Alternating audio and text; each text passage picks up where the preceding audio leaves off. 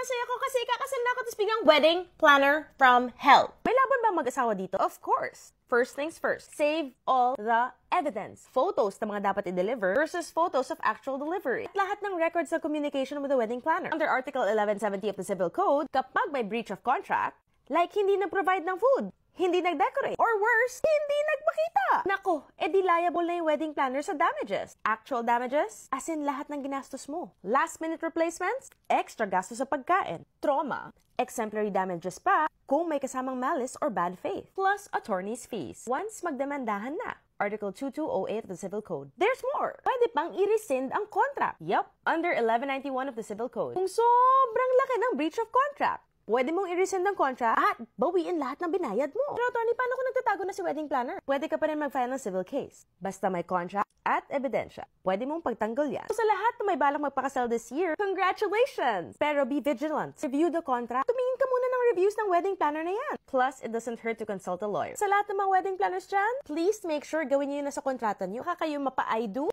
sa kulungan. This is Congresswoman Attorney Mix Nograles. I'm Pink Kanunay.